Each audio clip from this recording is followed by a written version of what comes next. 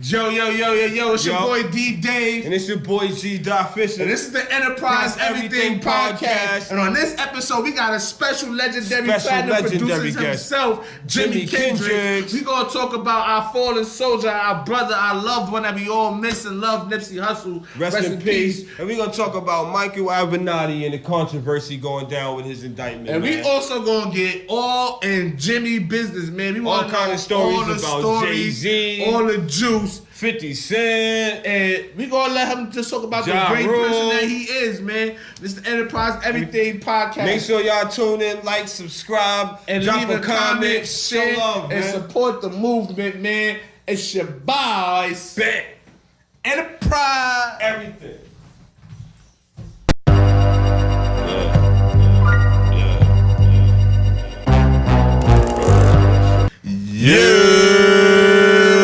Already know, man. Episode 5 Enterprize Everything Podcast. I'm one of your hosts, D Dave. I'm your other host, G.Fisher. Get it right. And today we got a legend. I'm a legend, man. Special guest, man. He's definitely a legend, man. He's a legend. He done worked with some of your favorite artists.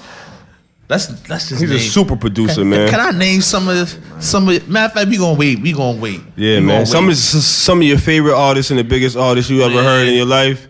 He's definitely produced for them, been around them, man. He's a special dude, man. He does a lot for the community, man. You know what I mean? Young up-and-comers I'm always seeing him working with. He's an educator. Coach basketball and everything, yeah, man. So, you know. If y'all don't know him, man, we talking about the man, the myth, the legend himself, Jimi Kendrix. Jimi Kendrix, come on, man.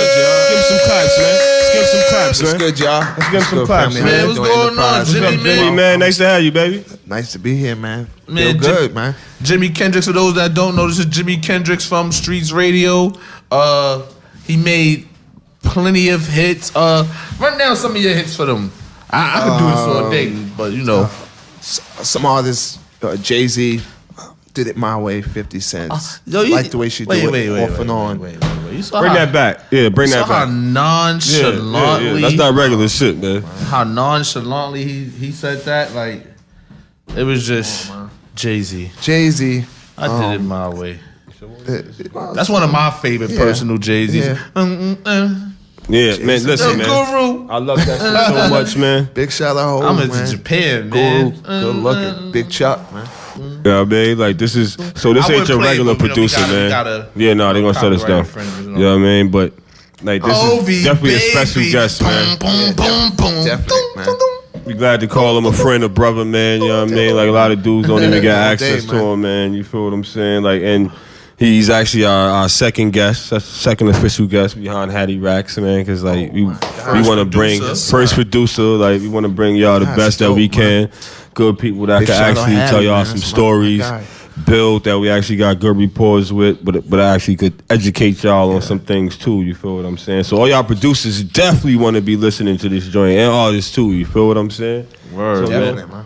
So yo, man, like first before I even say anything, my guy, word.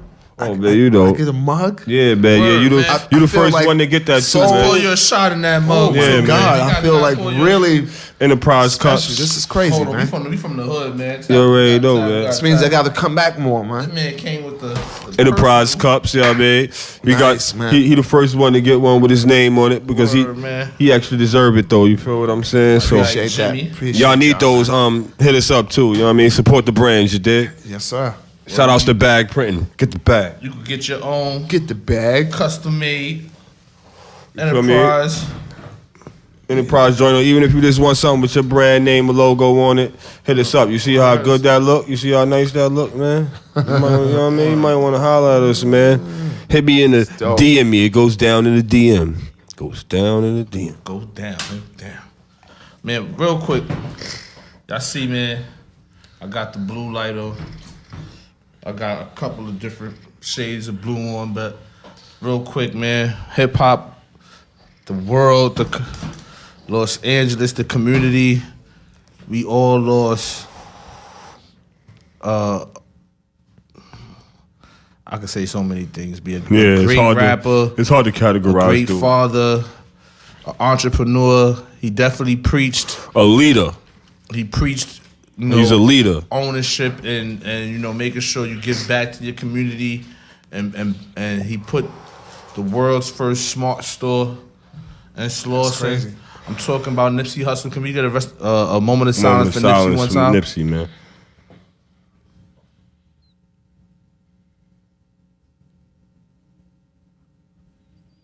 Man, that man, rest in peace, Rest in peace, Nipsey, man. Word. Rest in peace, too, to my Uncle Ernie, man. We gonna be burying him. Rest in peace, Uncle Ernie, man. Man, Uncle Ernie taught me the game, B, but let's just talk about this Nipsey Hussle situation a little bit, man. Yeah, man. A lot of people been saying it's conspiracies. It was because he was doing the Dr. Sebi documentary. But then when they cut Homeboy, what's his name? Eric Holder? Eric Holder. Funny, he got the same name as the last Attorney General from Barack's, you know what I mean? He also has the first and last name of a district attorney that I used to work for in Queens. So it's like Eric Holder. But I think that's not the same Eric Holder that became AG? The black dude? Yeah, he was Attorney General. Oh, what? Yeah, he was Attorney General. Wow, he came during Barack's. He's from Queens. Yeah. He's from Queens. Yeah, during Barack's. That's crazy. Joint, he was Attorney General. Big shout out E. Holder, man. Wow, okay. But don't shout out this E. Holder. Yeah. Well, we don't know, man, because that whole shit looks funny, but from what everybody's saying, it was definitely dude, but there's a lot of stories behind exactly what happened that day. The fucked up shit is the police actually went and arrested one of the dudes that got shot with Nipsey, the one that had just got out of jail. The dude that gang injunction for just being around Nipsey. Niggas play dirty, man. They ain't even let that man grieve. OD dirty, man. It was just horrible, man. It's a real fucked up situation, man. And I don't know, man. I kind of personally think a higher power definitely had something to do with it. Well, first off, dude was a rat. We already know that. And he wouldn't be the first rat that they sent in our communities to do something to one of us, especially somebody that could actually get close. Sometimes the situation and the opportunity just arises and presents itself. So they say, hold on, you know what? And then this two birds with one stone. Boom, and then this dude was about to have, you know what I mean, the gang meeting the next day.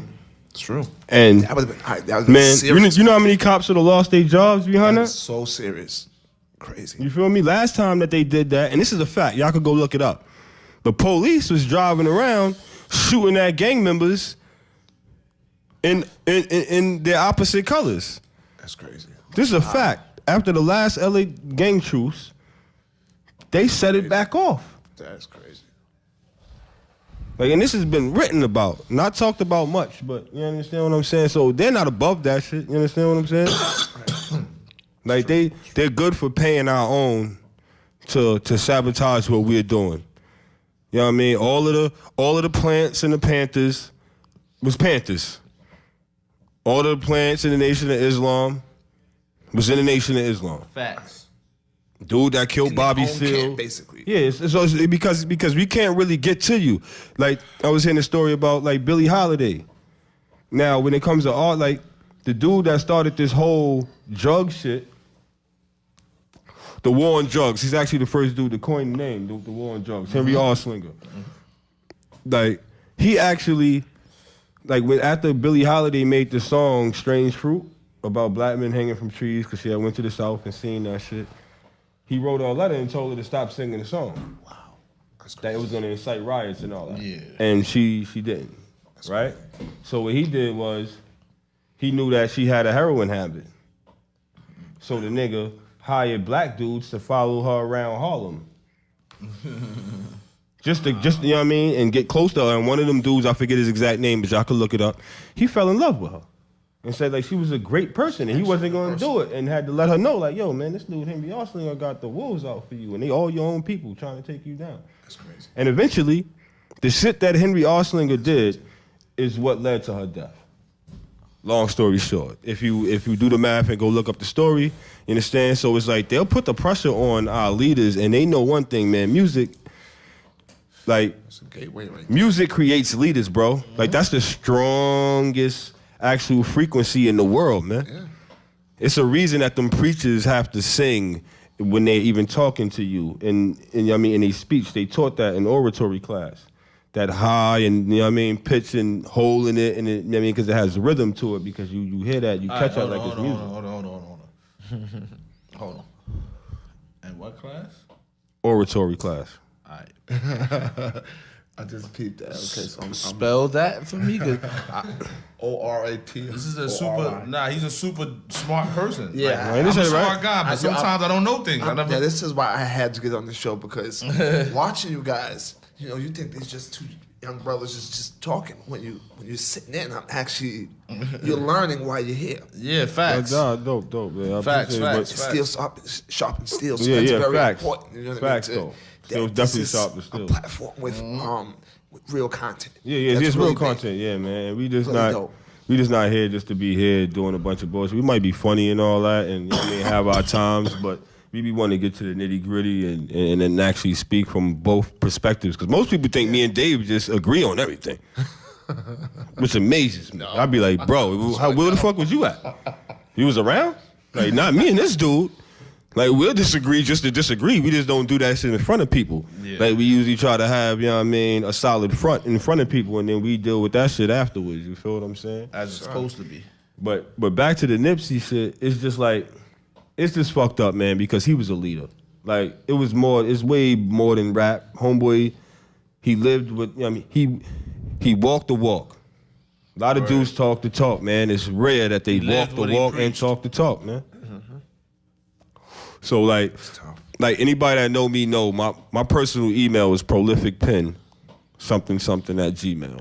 This dude had prolific over his eye. You know what I mean? That's why that's the number. I think that's the number one thing that even bonded me to dude, and we kind of got the same thought process. So I was super pulling for him and inspired by the fact that he was doing a lot of the shit that I'm like, see, you know what? The same shit I was telling everybody that we could be doing, we could do. Look, niggas doing it, man. It's like, well, let's just go do that shit. Yeah, it was insane.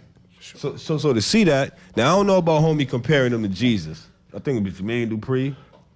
I don't know, but who knows? But who knows? Everybody compare themselves to Jesus in some way, shape, or form at some point in time. But who knows? And who's to say that if Jesus came back during this time, that he wouldn't come back as somebody that could actually touch the people by speaking and actually being there? Like I seen niggas said Nipsey would dead ass pull up to that parking lot and have a concert. And that shit would be flooded. Nigga would just be, yo, at the joint, pull up when y'all listen to these songs and get on top of his car and perform. And that shit would be thousands of people out there. Like, that's touching the people. That's a different level of, you know what I mean, of impact. You feel what I'm saying? Like, this shows his impact more than anything. Yeah, that's fire. Yeah, it's dope, man. It's definitely fire.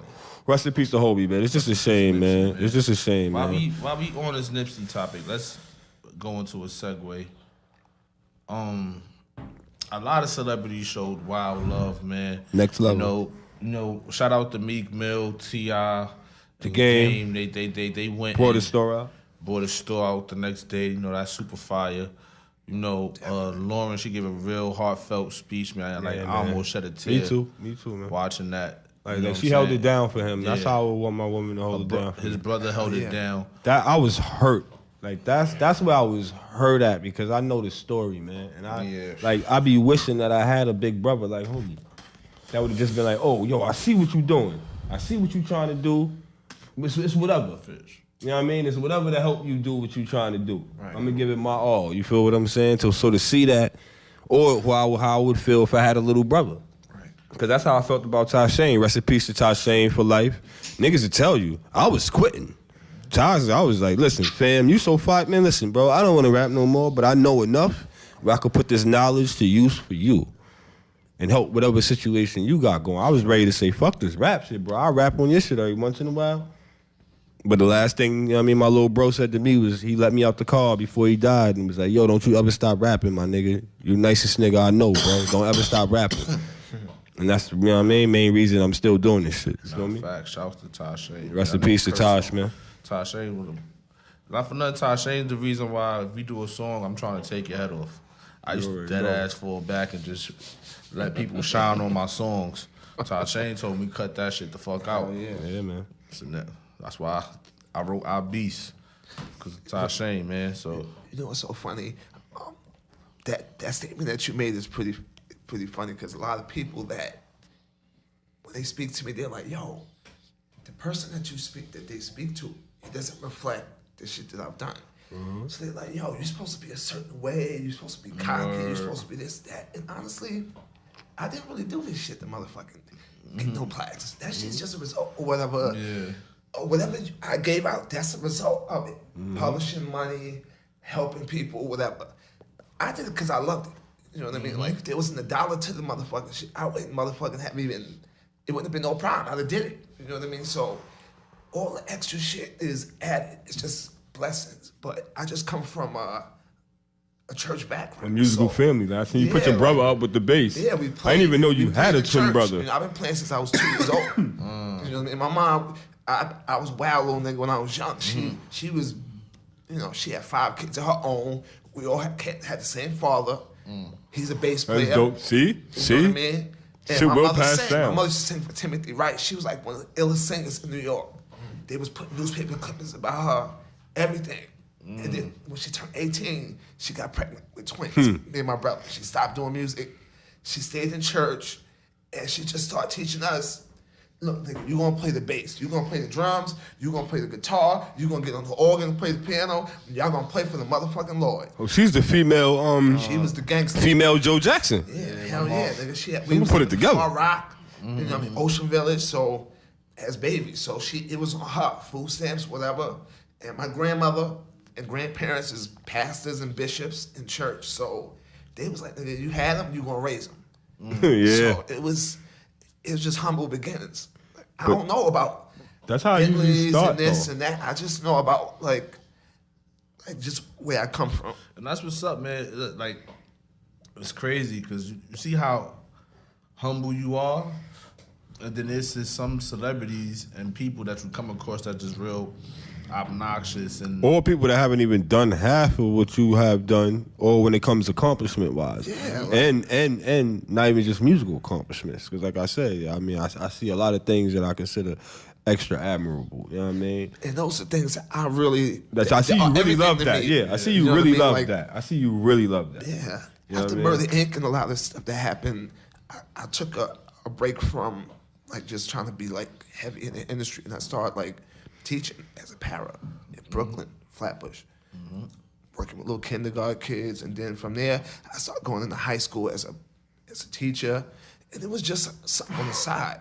But then it became like 10 years in. I love this. You know what I mean? It became 10 years in, almost thousands of kids that I'm at least 500 to 800 kids that I can say have their diplomas. That I was able to shake their hand and hug them. Man, round of applause for that. That means a lot. Something great out there. Round of applause for that. They're doing something great out there. I got one now. He's a politician. He just came back from he building politicians. DC. He doing what we supposed to be doing. He's fighting for his people in Yemen. He's doing what he's supposed to be doing. Yeah, and it's amazing to see these lives start to become identities and personalities and powers, energies. And then it's nothing the better sad than that. story is there's a bunch of students that I lost. Put 4 years in that are now still getting commissary from me because they're doing 12 to 25. Yeah. What did you see? And they came in, they got locked up at 18. What did you see is the main difference? What did you see is the actual main difference in the two different subsets of kids? Like, if you could pinpoint what's the difference in the ones that you see are successful, and the ones that you see aren't, even though 9 times out of 10 they come from the same background. Right. There's probably something you could zero in on and be like, yo. Well, a lot of them that I dealt with, when I began to like really engage with them, they were heavily in the street. Like, I mean, like they had like 2 or 3 cases. We was writing letters we was going with them to court. But the niggas was smart. The niggas, they was the best ones in class. They would do their math shit and be gone. And then go and smoke weed. But the motherfuckers was passing. Like, what's going on here? And then you had the ones that they had their mom, their dad, such and such, and they would pass, but it wasn't like what's going on? And really it was just like motivation more than anything. Were they motivated to do it? Because I know some of the kids in school, like they were heavy with doing all type of trouble, but they were going to be excellent business people. If it was going to be drugs, they were going to be good. Yeah, I understand. Good at it, you know what I mean? So a lot of times I try to take a lot of energy and turn it into music or turn it into something that I like, and I just identify what the carrot is. If they don't fuck with you, if they don't trust you, they're not gonna learn from you. Yeah, I agree. Straight up. We have a system where we got a lot of young white, 21, 18-year-old, 23, fresh out of college, Harvard universities. Can't relate at all. But they have no relational capacity. They can't relate to the kids.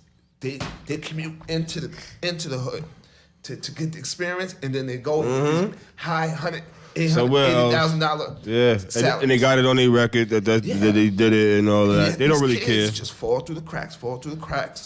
And you'll be surprised. Some of the dopest talent is coming out of the school system. And being from the music industry and then going into an education system, I'm saying, okay, you got your master's, you got your doctorate, but I got that, you owe about $500,000 in loans. I got about $40 million in sales. Because I've made in my world. But in their eyes, they don't look at me because I don't have the degree. Especially us. Yeah, because I kind of remember the difference.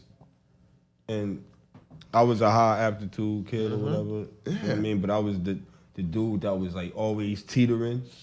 You know what I mean? Because it's like, yo, man, I'm smarter than everybody here. No disrespect. Right. But as a kid, like, you know what I mean? I kind of was there. But it was something in my bones that was just like, man, fuck this school shit. And you supposed to be outside with the gangsters. Like, you supposed to be outside with the gangsters. You feel me? I used to be in my head like, what's wrong with me? But go chill with my friends and all that. I would rather go do that. But I tried to be half and half. Right. Now, I'm not gonna lie. Mentors play a big major role Really because, is. like, I ain't even graduate high school initially, but I got like 1480 on the fucking That's crazy. SAT or something. That's I never failed the test, but a Spanish test. That's crazy. Only class I ever failed in my life. You feel what I'm saying? Like, I was always like, I've all kind of accomplishments scholastically, but it's like it was always been so much my moms could do. And when I had good mentors though, when I liked the dude at the engineering shit, and he was a little smoother than the nerdy dude, and he might be listening to, you know what I mean? You go in the parking lot, he leaving playing Tupac and shit, and we could relate on that level. Right. It made it a little different, and I would listen to them, but it seemed like the ones with the real power was the dudes that I couldn't relate to, and they couldn't relate to me at all. I'm not gonna lie. And they'd be mad at you for being a little super intelligent little black dude. Right. I was kind of on the same path as you. I definitely felt like I was smarter than a lot of people. I wanted to be a scientist at like the age of 7, 8.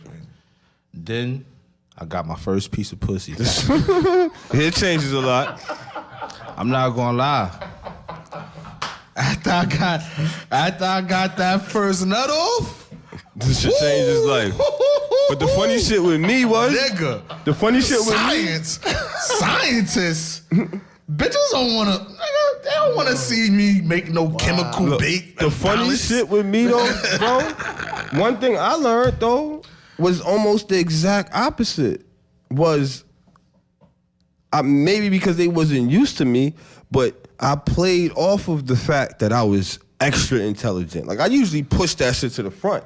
Like, I was flyest nigga in the school, all that. I'm just like the rest of my friends, but I'm extra intelligent. Like, I'm raising my hand at every question. I mean, when I say the young ladies used to appreciate me for that on another level. Oh no, I definitely agree with you. It got me way more buns. And hold on, what I'm trying to say is, right? The bitches used to be in all of the nerdy classes, son.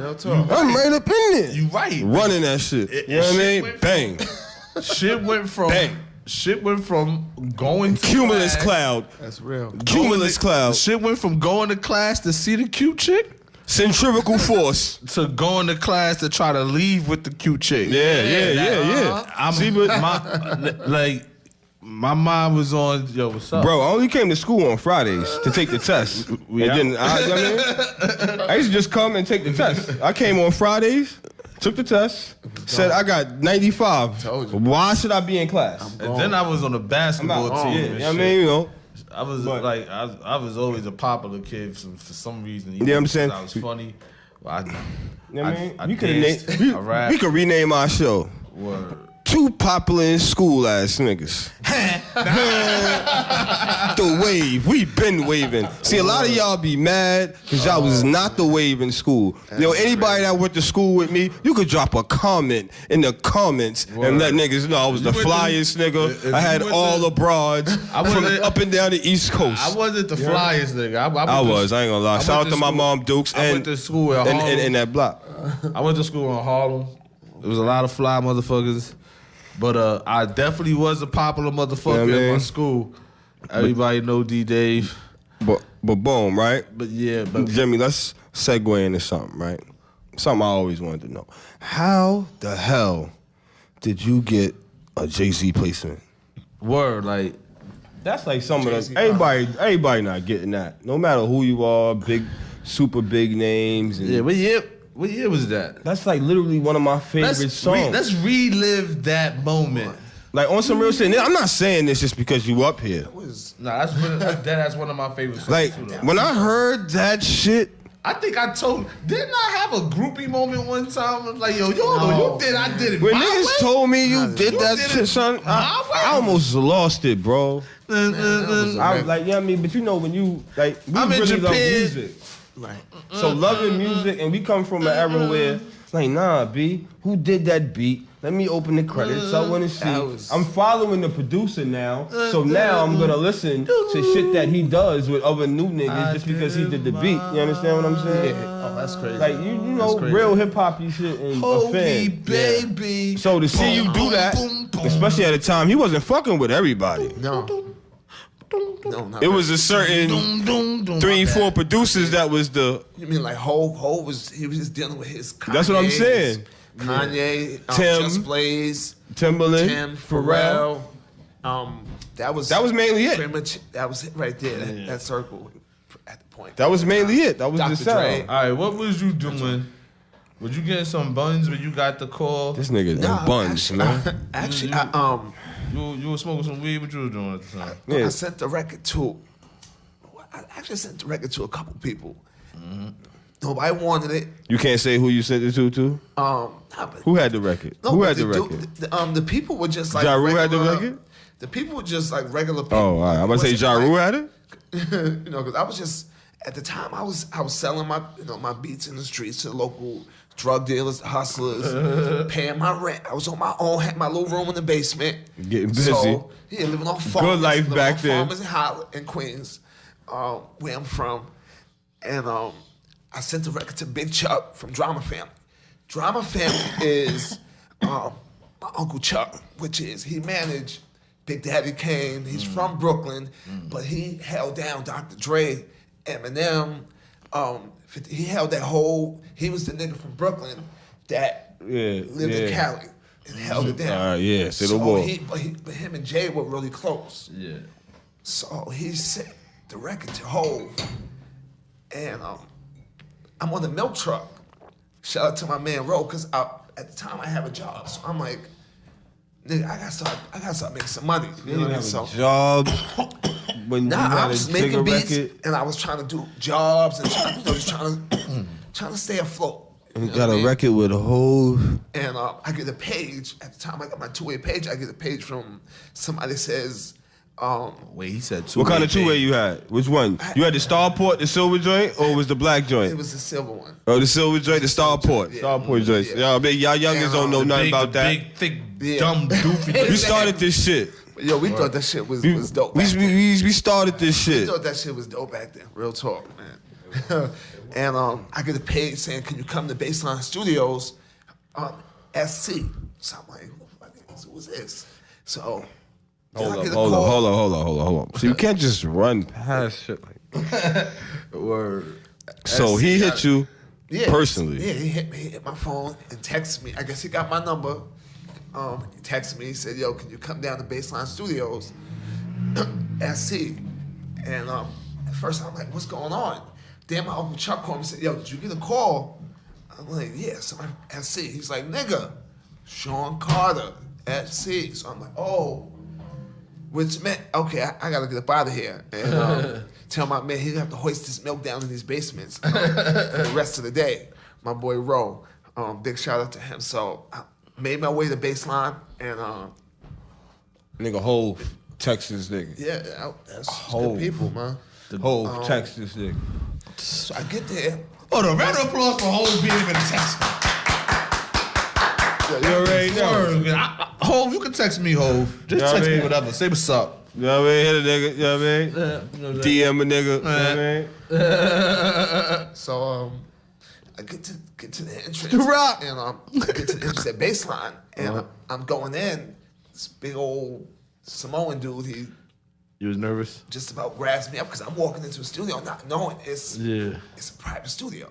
He owns the studio. So he's ready to grab me up like, yo, who are you? You know, do his job, which, yo, this is where you get paid. You guard and hold. Why is it always big Samoan niggas being the bodyguard? Yeah, we have a lot of big guys like that. I bet. Samoan guy.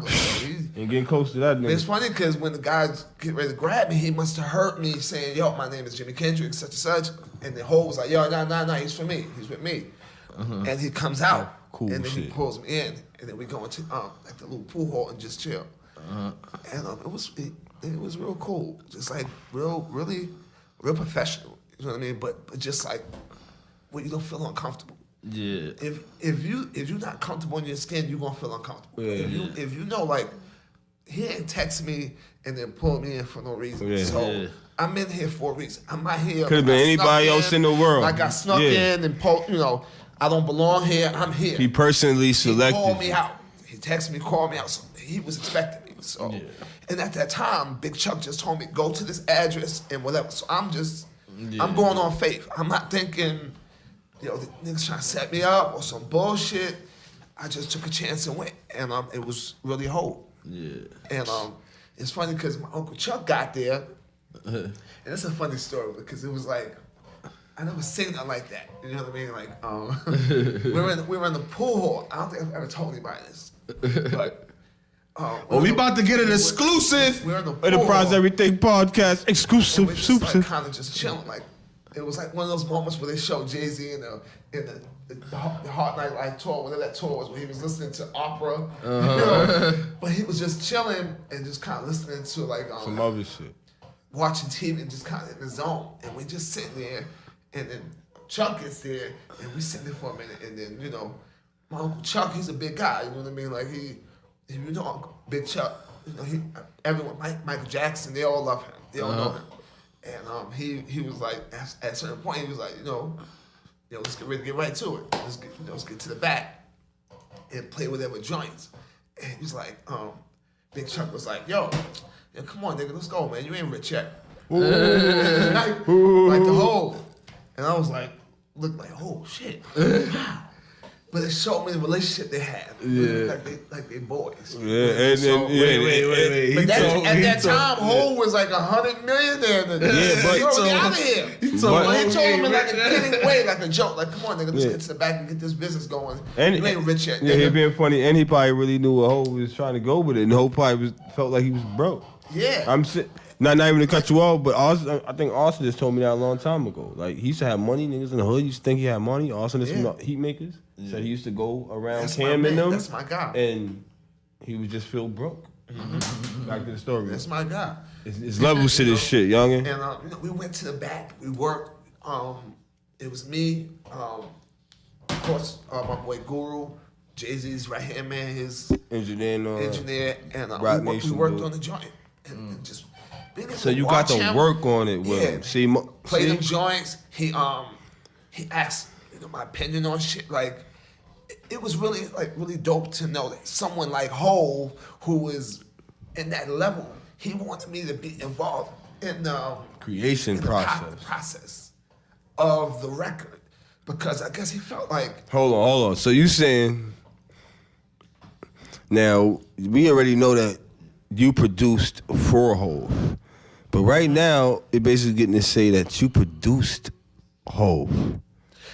Well, and that's an ill question. Don't be modest, because I don't think as a producer, I'm just talking about the difference in, you know how producers, beat makers, they give you a beat, they go do what he do, right. And it's like you played your part in making the beat, Right. But it wasn't like the whole creation process. Like to me, just a producer and producing the joint. You know what I mean? And producing you is like, you know what I mean? It's being there and the energy and everything.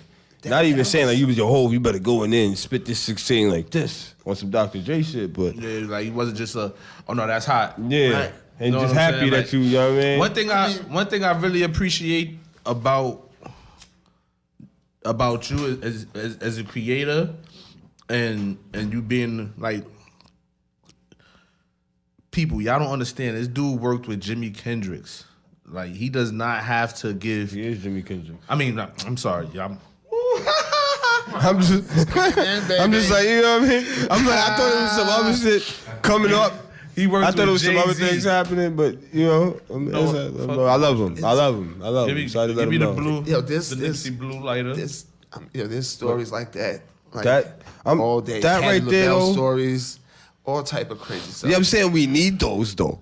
Now too, right? Now because we ain't jumping past more than ever because you got a lot of producers now. These new producers, they don't have that. Those stories was stories. Yeah, I agree. And that you were actually in the studio with the artist when the record was made. You know I what agree. mean? Like, I agree, man. Because I think that's part of what a lot of shit is missing, and why a lot of that shit is so microwavable, and why it truly doesn't last. Like, you know what I mean? Like, I tell dudes all the time, like, when they talk about what's popping, and I try to tell them, like, all right, somebody that you might think is popping, I'll be like, but when you look at the actual sales charts of these dudes' albums and the analytics, it's usually the dudes that's actually making real good music. yeah. That's surviving and that's really at the top and like, sustained for a minute. Where you chart, Yeah. and it sustains because it's quality. You know what I mean? It ain't just running They to the got joint, picking up a bag. almost and 4 singles in the project, so they can let it run for almost a whole summer, going into the fall, and in that time they're working on new records. Because I think it's a false sense of hotness that, you know what I mean, that's being projected to the game now. It's pretty much forced upon you. And like, did you know how many songs, like, when I listen to every album that dropped. Yeah, this dude, he listens to everything. So what I only listen to what I think. Genres? Not I find out who's different. hot. Like if I hear a song from like a single and I recognize the artist and they drop an album, like shouts to Melly. Melly just dropped the album. I recognize Melly from I didn't really the get Meek Mill shit. Yeah. I recognized her from the Meek Mill shit, and then she dropped a single with A Boogie that I really, really like. Okay. So I said, I saved it, so I'm gonna go listen to it. But I listen to a lot of people's album, and 9 out of 10 times I could choose what song is gonna be a hit, like Cardi B. I'll give him that. Like I literally sat down. Too. I literally sat down I with usually know like a hit as soon as I hear it. Like, that's a hit. With 4 young dudes from Highbridge. From 4 young dudes from Highbridge. Shout out to Highbridge. You already know. We smoked like 3-4 blunts and we listened to the joints. And you know, one of the dudes was like, "Nah, I don't think this is going. It's hot, but I don't think this is going to be a mega hit." I'm like, "Nah." Like I like it. I'm like, "Yo, this is going to be the biggest album, the biggest record on the album." Shout out to the like, West "Nah, you Side. think this is going to be bigger than the joint with the Migos?" I'm like, "Yeah," because it's an international record. Right. You know what I'm saying? And that Migos record, even though it was a good record, it wasn't as strong as the I Like It or the Ring Ring Ring, just from a writer's point of view, right, and an artist's point of view. So some records is like super forced on us, like at first I didn't like the marketing is a motherfucker though. At first I didn't like Walking Like I Talk It. They actually mean it. So I seen the video and Offset was getting crazy. When Offset got crazy in that video, I said, "Nah, I love this." I didn't like that record until nigga came out. He was getting busy. I was driving somewhere and they played it like 5-6 times. Damn. And it's like within an hour. Now look too, but now not to cut you off, Davis. I want you to finish that. But there's a scientific ratio that all labels have. They all understand. There's a scientific ratio of your mind hearing that song in a 2-3 hour span, an hour span before it sticks. And they spend their money accordingly. You don't believe me? Go look it up, man. this shit is big businesses, man. Most of these labels is not even owned by themselves. They're owned by major corporations who don't have no room for fuckery. So they apply every algorithm and scientific. It's just like the fact that, like, I've heard numerous people say how Dr. Dre really knows the frequencies in the music. He knows the shit that's gonna catch you, right? Because it's proven scientifically. Like, this frequency, when you put your drums at this frequency, fuck how it hits. There's a specific mathematic frequency. Right. You know what I mean? That's gonna catch you, and he knows them because he's been doing this shit for an extremely long time, and that's why usually his shit works. Right. But that's why I say. That's why you're gonna hear things certain times. Cause I know I've heard the horriblest records like 3 times in a row. Like turning the stations and you like, bro, you that ass? Yeah. Or the shit that I hate when one show on the radio goes off with a song and then plays it on the next one that's opening. This is the first record. It's like, all right, I see what's going on. Yeah. But you gotta understand it because business is business. It's program. At the end of the day, you got music. And then you got the music business. You know what I mean? And business is business. So in business, you're supposed to try to take every advantage possible to win. So that's why we get that. You feel what I'm saying? Even though it fucks with us, but it's like, it's business, you know what I mean? That's how I said. They used to pump Jigga and them shits like that and all kind of records because they understand, like, nah, this is the one that's going to stick. Just put the money behind it, it's going to stick eventually. It's true. Word, man. So, a question that I've always wanted to get into. Before I get into it, I want to get back on a topic. I said you're so humble. Like Jimmy's one of those producers that he's open to suggestion and change. You know what I'm saying? Like. Yeah, I know like producers. They not with them. Like sometimes as an artist, you might hear the hook first, or you might hear a bridge in the middle of a song somewhere, and you might hit the producer up like, "Yo, can you take this out and move this to like 107 in the beat?" Like some artists is super. What's the meticulous with? I agree with their production and how they want things, and it's just a baby. Yeah, you know what I'm saying. So I understand how it could get. I'm super duper picky. Like there's people that have sent me beats, and I done had them shits for years. And then it's like, don't be mad at sometimes. And sometimes it might not strike you until later on. See, you get it. You had get that it. same motherfucking you get it. city. See, you'll get a certain vibe, and then you'll hear it, and it'll just impact you. And then it's like, Cause I'm not gonna lie, something. Like, there was a reason. I had to feel it, or go through whatever I was going through to hear it. It drew it. Yeah, it's perfect right now. I can now translate it. Yes, in a way that it really needs to be felt. I just artist out right quick. It's not even nerded out. I just made a word up. Yeah. I just artist out. Yeah. That niggas take my shit. Drama. But then the super dope thing about you though, Jimmy, like you'll send a beat. You'll send a beat that's like right then and there. Like I think the first song we did together, you sent me the beat, and as I'm listening to the beat, the first time I'm listening to it, I listened to like the 4 beats before that. That 5th beat came on. By the time I finished the beat, I had like 8 bars. I think I called you wild hype. Like, yo, I got it. This is the one. I was so excited. I was hosting a show, and I finished the song. He's so excited. I finished the song. I said, yo, the show, this nigga is. Man,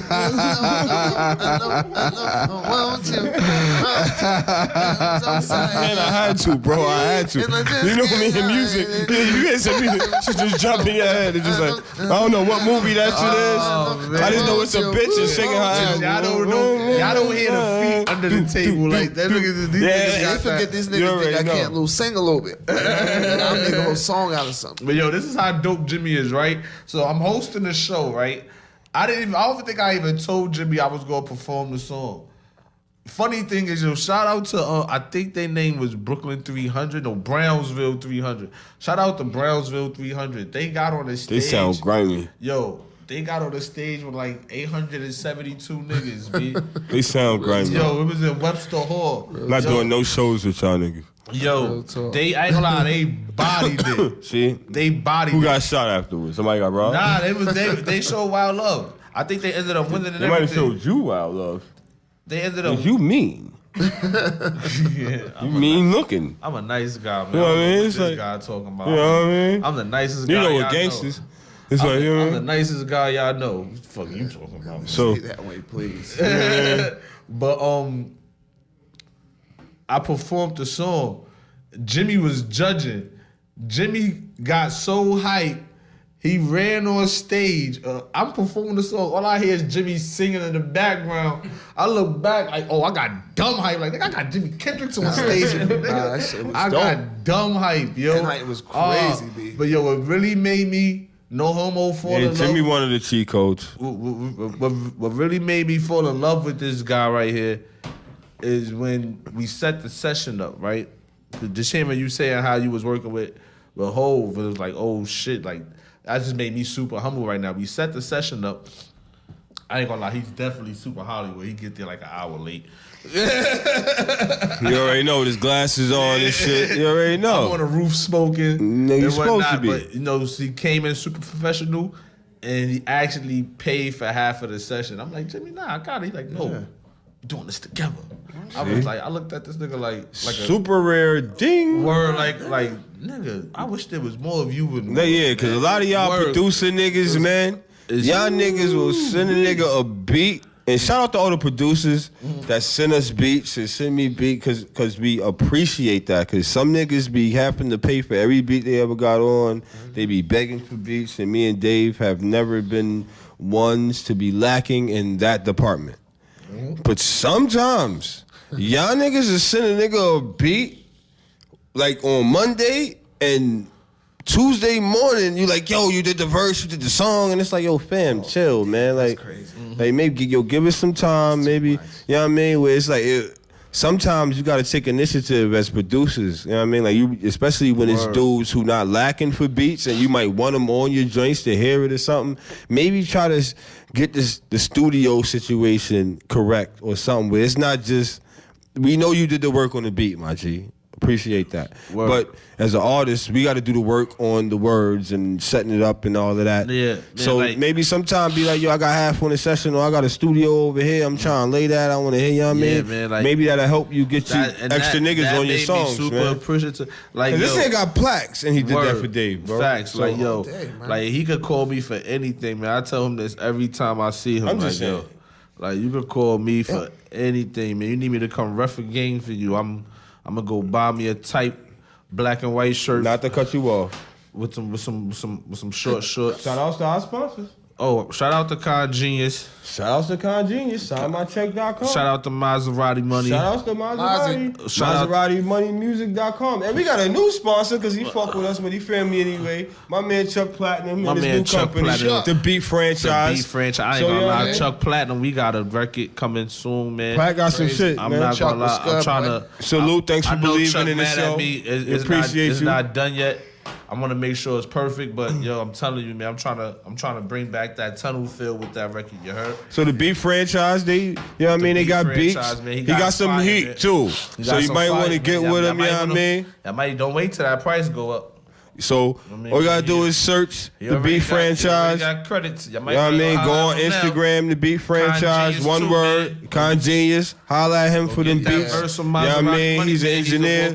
He's an inspiration. So man. shout I'm outs to telling you, all man. our sponsors, man, and you know, keep rocking with them, Word, and man. we appreciate y'all and rocking We got with us. Jimmy motherfucking Kendrix. We got Jimmy. Hold on, let me Shout out ask you a to question, all Jimmy. You great sponsors. We really appreciate you. Word, man. Facts, man. Continue to support the home base, people that's really giving you good content, real knowledge, and just And like I love, say, man. It's well worth and it's the love wait. because if we truly Enterprize, support man. each other, man.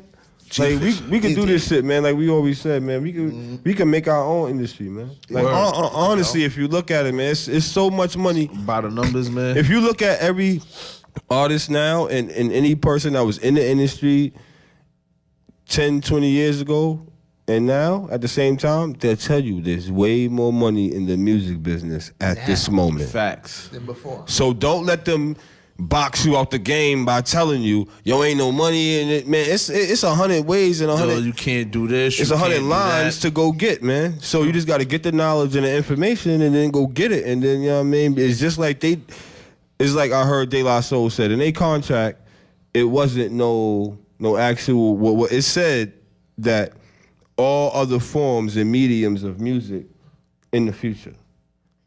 They was just thinking about CDs and vinyl and all, but in their head, they couldn't even fathom the shit that was in the future. Right. They lawyer couldn't even really fathom. Right. But somebody at that label knew, listen, fams, every 4 to 5 to 7 years, mediums switch. And technology moved, because technology has always moved music, because there was no actual recording of music until niggas had a phonograph to record music, and RCA started doing this. Yep. And then every time technology changed, music changed. Every single time. It pushes music. So if you're on top of technology, you'll be on top of this music shit.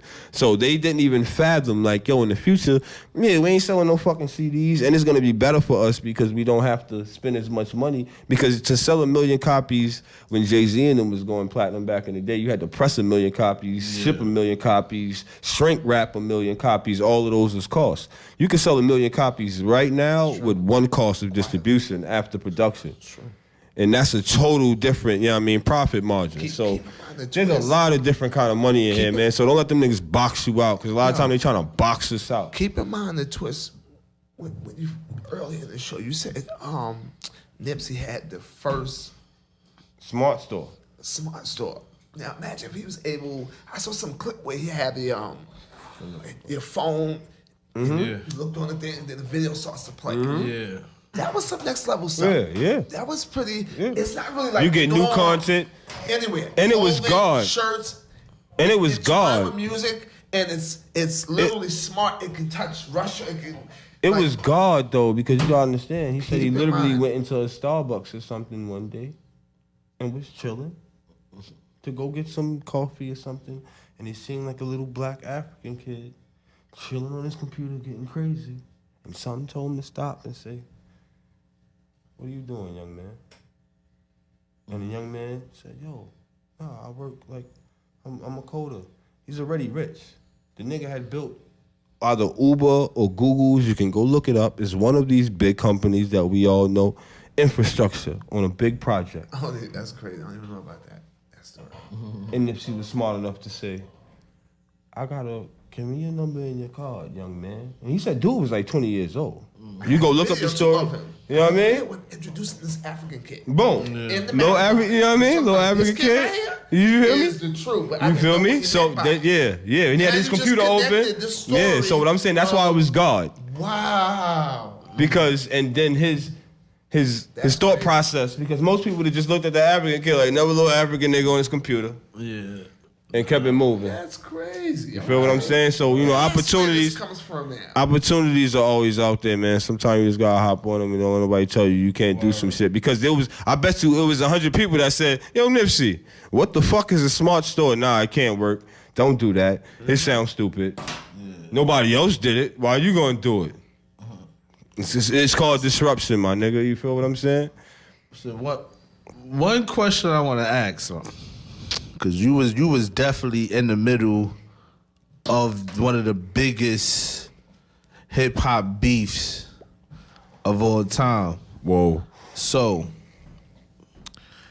was you signed to Murder Inc.? Yeah. You was signed to Murder Inc., right? I was in the house with Murder Inc. In-house. How did you get with Murder Inc.? Well, once again, like I say, I was selling beats in the streets. I'm from Queens, so I was living on farmers. And I was selling my beats to a lot of people. So people started to get the word out, like, yo, there's some kid that's making these beats from Queens. And I guess during that time, they were looking for something different. And I don't know, it was time my boy Vio from Henderson, as well as my boy Red from Farmers, which was already like cool with Irv and them. He was like, yo, we got this nigga from Queens. He kind of dope. So they sent some guys to my aunt's house to come find me. I wasn't there, but when I found out somebody came looking for me, I got low for a minute. you get these big old, some guys come in their house talking about they looking for Jimmy. You know what's going on. I'm not I ain't in no street type dude, so shit, nobody be coming to see me for nothing like that, at all. And then people would let me know, now that was Irv. They're looking for you. Somehow one of my CDs got to Irv. They took like 7 joints off the rip for Blood My Eye. That was when it was like Eminem and them. We gonna start talking about your daughter and whatever. Same joint with Clap Back and all that. We gonna clap back. Exactly. We gonna clap back. So they took 7 joints. But if anyone knows Irv, you don't he don't buy joints outside of his production team. He had all like Aurelius 7 or something. Fingers, Lil Rob, you know what I mean? Self, he had a squad, you know what I mean? So shout out to Self, Artie man. Green, Demi Dot, he had some music. My boy Chinks Santana. So he had a bunch of. Well, he had some talented people over there. Squad of producers around him. So they took 7 joints. But Irv was like, my nigga, like I don't go outside my camp, but we need these 7 joints. They had already recorded them. So they were like, yo, we gotta, I guess, we gotta get. You gotta handle the business, We gotta do business. So Irv was like, I don't sell buy records outside. So I want to sign you. So he signed me to a deal. Did he take care of you? Yeah. I mean, I negotiated my deal. I had my lawyer, but I negotiated my deal how I wanted it. Where it was, instead of being produced by Irv, instruments by whatever, it was produced by Jimi Kendrix for my company / co-producer. That was smart. So that was, had I come in years earlier and was thirsty, they would have, he would have. Yeah. Straight jacks you gave you.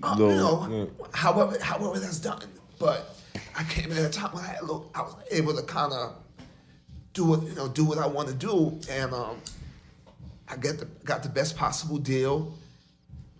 They gave me $75,000 signing bonus, and I was on the album, so I did 7 on that, and then after that I began to do a lot more on with Ja coming up on, because I think and that's funny because Ja used to tell me like he didn't want me to he didn't want Irv to like be too much on top of me, because Irv, he's a producer. Even though he doesn't really make beats, he knows what he wants. Quincy Jones style. Yeah, so he has people that can play instruments and knows how to do it his field. Ja was like, nigga, don't taint him, don't touch him, don't influence him. Let the nigga just do what he do. Don't touch him. And it's funny because I've never been in the studio with Irv where I've made records with him. Oh. Like I just had my way of doing it. I would do it. Irv would come in. He was hands off. He would hear the record. He was hands off. Yeah. But once the finishing mix, then Irv would come in and do his thing. You know what I mean? So I'll come in. I'll cook some shit. He'll come in the next morning, hear it, send that one up. That's going to Shanti. Send that one. That's going to Ja. That's going to this. And I would find out later when I would come in the next day and I hear my record upstairs. I hear Shani and them, singing the records or producing. That's pretty cool because a lot of times I started singing hooks to my records. So if I made the beat, I don't know how I heard it. Yeah. So I would just give him a beat. I would give him the beat and I'll give him a hook. They use them hooks? And then I'll come in and I'll hear Ashanti singing the hook. Like, oh shit, Irv would be, coaching her or producing her to do the hook. And I felt like, okay, so if I could do the beat, I could do the hook too. Not to get in your shit, but so. Which is pretty cool. So wait a minute. Wait. How's your publishing on them joints, man? It was good. I'm saying because I just understand the breakdown. Yeah. The beautiful thing is when so writing the hook and doing the beat. I got my publishing and everything, but because I also wrote the hook, that's what I'm saying. I now get writers as well, and that's the that's majority of the song. Yeah. The big part of the bang is, so. I'm just saying, producers. Round of applause for that right there, man. Yeah. But facts, I'm gonna say, hold on, too. Producers, don't think y'all slick now. And send me every beat with y'all hook on it, with you singing, trying to get over, talking about you want 90% of this damn record. Nah, when man. we try to clear this, y'all get my BMI right with definitely, though that right there was super that's how you dope. do it, though, and that was smart, though, man. So how did you come to working with 50? That's what I want to know too, because that's like Well, after I did In-House Murder Inc., I took a break during the time that I became got into teaching. But me and my boy Jesse, J Math, I call him. We did street radio, formed this little company, street radio, because I'm like, right now people know me from Murder Inc., so I need to like be able to still do music, but I'm gonna use a different brand. Rebrand. Yeah. Rather than do Jimi Kendrix, let me do street radio, which is more broad. It's more, the Tyco and Amex or whatever. There's identity to it. It's just a brand. So I started doing records with Tupac. I started doing Wu-Tang. I started doing AZ. I started doing a lot of shit with and of course records somehow got over to Jay-Z, and he took 2 records. So and it's funny because my credits still say street radio, Jimi Kendrix. So I mean, I'm a well-researched person. How do I overlook Wu-Tang Clan and AZ? My bad. I love y'all. You know what I mean? Yeah, he did a few AZ joints. Styles P, it's fun, man. Yeah, so you Bone Thugs. We got, these is legends, man. Big. Yeah, that was dope. How many records have you sold all together? You ever did the math? I don't know. What was your biggest record? I don't know. I couldn't tell you. Probably Wonderful. If it wasn't for the Probably Wonderful. I wonder. Hey, Fire. Y'all that's Ja Rule and R. Kelly for y'all that don't know. If you don't know, That's you know what I mean? That was a good record. That's a great record. You're not getting away from the story. This is a Storied So back to career. 50. Yeah. So how did that come about? So Records got over through my guy who was in hard at the time. But I think it was through my boy Ron, who I went to high school in Bayside. I went to Bayside High School for music. So Ron, who's a videographer, got my CD over to one of the guys. And they got over the 5th and he picked on record. So for y'all that don't know what record he did for 50, I like the way she do it. I like the I like the way she do it. Like I like the way that's it was hit. a single for y'all that That was don't a know. hit. Yeah, a hit at that. That was a hit. So who called you first? Irv or Ja? Nobody. Really. Nobody called you? Nobody Honestly, felt no kind of way? No, what can they feel? What can you feel, honestly? For them, I've done nothing but made them money. I've gave them some records. You was I out gave of them your some solid contract. records, even before You was out of your contract. Whenever they went, like during that time, the only thing that stopped us was the feds. It wasn't really 50. It was the feds. Yeah. Because once you stop your money, Yeah, it's over. everything stopped. Yeah. Done. You know what I mean? Facts. So And the at fucked that up shit time, is- we had already snuck in Ashanti, Concrete Rose record. We had already had that was platinum. Josh record went gold at the time. Then Lloyd, the R&B dude, I did his album. That went platinum or gold. So at that time, we had stupid momentum. Why he fronting on us like Momentum. that? Wait. Even Shine. Why you even gotta Shine. front on us like that? though? Even Shine on Jimmy Choo, the single with Jimmy Choo record was a record that we made a hit for Def Jam. You know what I mean? he just so we took acapellas and turned them joints into a hit record. He really getting busy out here. Yo, he just No, I'm serious. He just salt bathed on us. Sean He was just in Rikers at the time, and got a plaque because we took his acapellas and turned it into a hit record. Sean, he got money. Jimmy just said Sean was in Rikers. We took his acapellas and made a hit record. Round of applause for that, man. Like that's a different story. You know that. That's producing. Def Jam bought what they paid, like $25. They paid some money for Sean's masters at the time. You know what I mean? So it was a bid war. They got it. They had these Godfather locked inside or something. We got to take these motherfucking masters and somehow make it turn something. this shit into something. We spent all this money. Same shit as Tupac shit that I did. But and then we took it. They sent it to everybody. All the biggest producers. They sent it to everybody. And nobody. They didn't hit nothing yet. So they sent this to me. Like, yo, see what you can do with these shits. But hold on.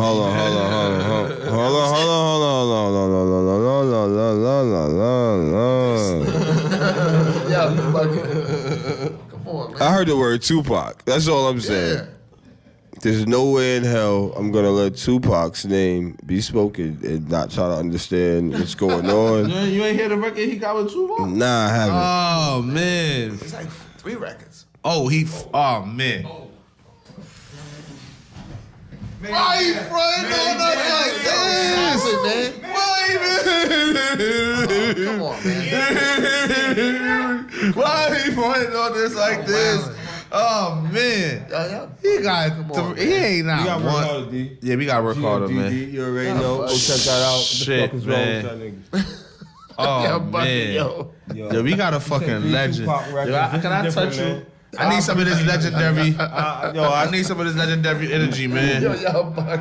I need some of this legendary energy, man. Name those 3 Tupac records. And he can coach his son jump shot. Name those 3. I'm gonna go check them out. Picture Me Rolling. Then The remix joint. Yeah, then there was one I heard that. featuring Duelle. I heard that The joint. R&B one, and then there was one with Fatal Hussein on it. Actually, man. 4 records. Oh man, 4 records. At the time, we was my boy got a chance to like EP it, like executive produce it. Like they let him in the vault of all of this, all these masters. You know what I mean? It was. I'm campaigning for this right now. It's a dope experience. We need a GFDD. I need to work hard. Jimi Kendrix. We need like That was a dope experience. We need like 4 or 5 records. We just need to let's lock you in the studio for like 10 hours. Nah, that was a dope experience. You know what I mean? Like at the time, I wasn't really big on Tupac because I'm a church nigga. So I'm like, I've heard of him, and I've heard how big he was to me. What does that? What does hold on?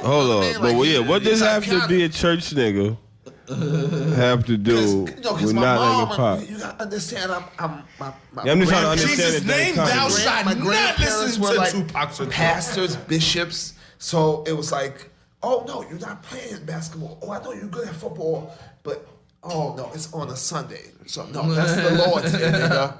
Oh, so just the time period.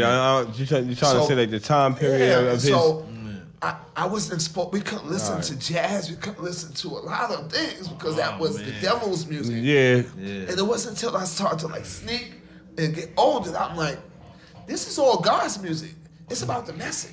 You know what I mean? But you don't learn that until you go from one aspect and the frequency. to another. Then I would soak into Tupac and them, but I didn't know I would get a chance to actually like do something with him, you know, with his mom, their blessing. Like it was, it was dope.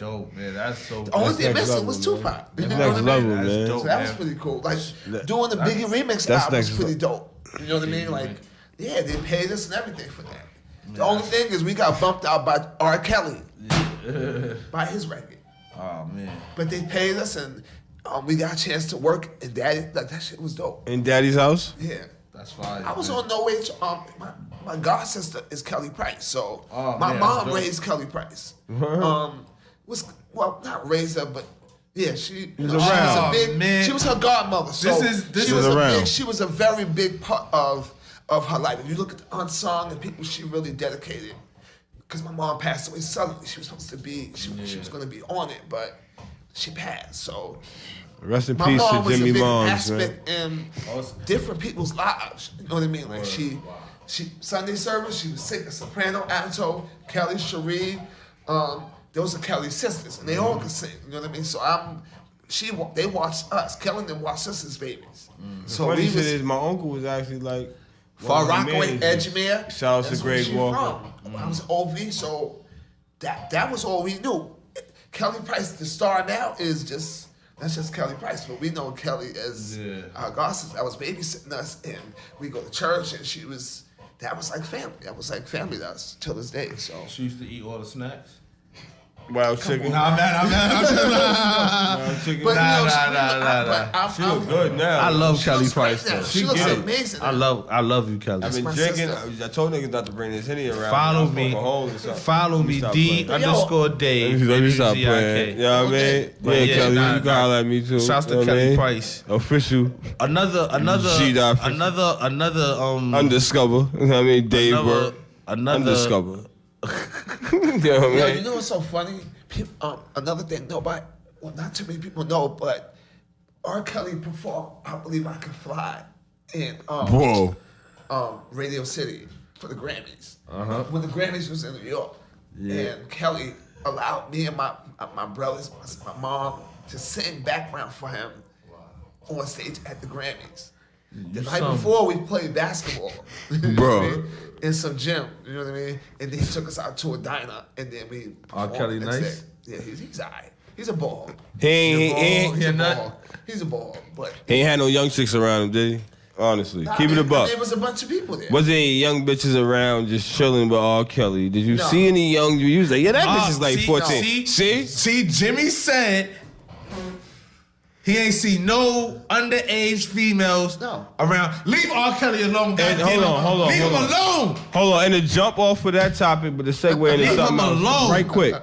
The Micheal Avenattis dude, who is actually kind of responsible for his latest case. He out here extorting niggas. He extorting niggas. He tried to extort Nike. He's stealing money. He's just been indicted. He got like 28 indictments. They trying to give him like 350 years. He like the number one reason. Lock him away. And he was Stormy Daniels' lawyer. He was going at Trump. So he's a fucking shyster.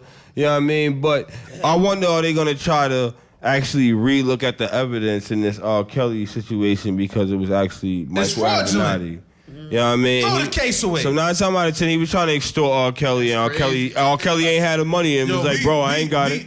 Listen here. R. Kelly said, my nigga, I ain't got it. Until you prove it guilty, I fucks with you, R. Kelly. Yo, my nigga, I still be in the street. I believe I can fly. I believe I can touch the sky. Come on now. I think about it every night and day. Woo! Spread my wings and fly away. I believe I can soar. See me running through that open door. I believe I can fly. I can fly. I believe I can fly. I can fly. I believe I can fly. Come on. Woo! I can fly. If I just spread my wings, I can fly. I can fly. I can fly. I can fly. I can fly. I can fly. If I just spread my wings, I can fly.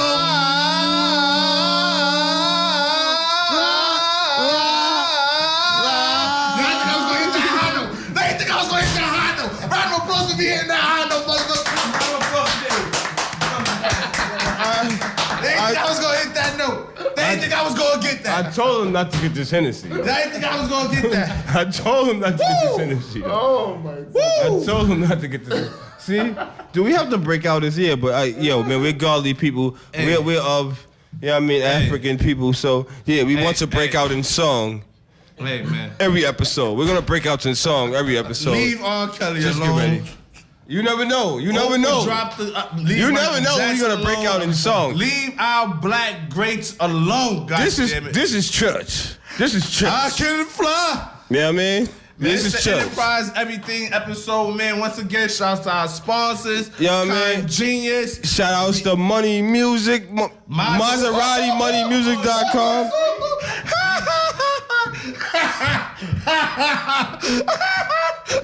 Every point. Got him. Undiscover. You know what I mean? Undiscover. You know what I mean? So shout outs to Maserati Money, music.com. Shout out to Chuck Platinum. The B franchise.com, man. We are the Enterprize Everything See,